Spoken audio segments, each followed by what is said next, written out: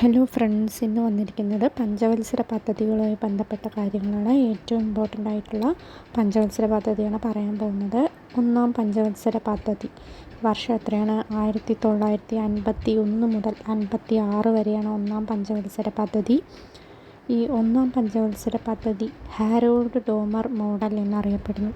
എന്താണ്?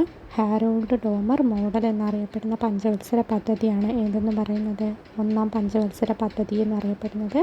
ഇമ്പോർട്ടൻ്റ് ആണ്, എല്ലാവരും നോട്ട് ചെയ്യുക, പഠിക്കുക. അടുത്തത്, ഈ ഒന്നാം പഞ്ചവത്സര പദ്ധതി പ്രാധാന്യം നൽകിയത് എന്തിനായിരുന്നു?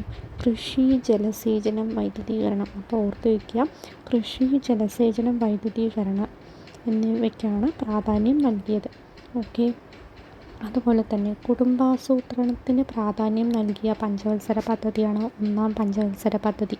എന്താണ്? കുടുംബാസൂത്രണത്തിന് പ്രാധാന്യം നൽകിയിട്ടുള്ള പഞ്ചവത്സര പദ്ധതിയാണ് ഒന്നാം പഞ്ചവത്സര പദ്ധതി. ബക്രാനങ്കൽ ഹീരാക്കുഡ് നിർമ്മാണം, അതുപോലെ ദാമോദർ വാലി പദ്ധതിയൊക്കെ ഏത് കാലത്തായിരുന്നു? ഒന്നാം പഞ്ചവത്സര പദ്ധതി കാലത്തായിരുന്നു.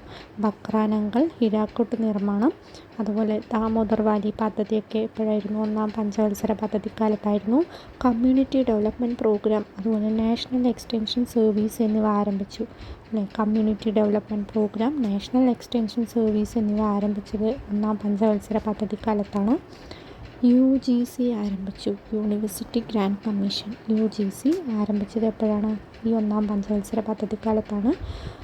അതായത് ഇമ്പോർട്ടൻ്റ് ആയിട്ടുള്ള പോയിൻറ്റ്സുകൾ മാത്രമേ പറയുന്നുള്ളൂ, പരീക്ഷയ്ക്ക് എടുത്ത് ചോദിക്കാവുന്നവയാണ്.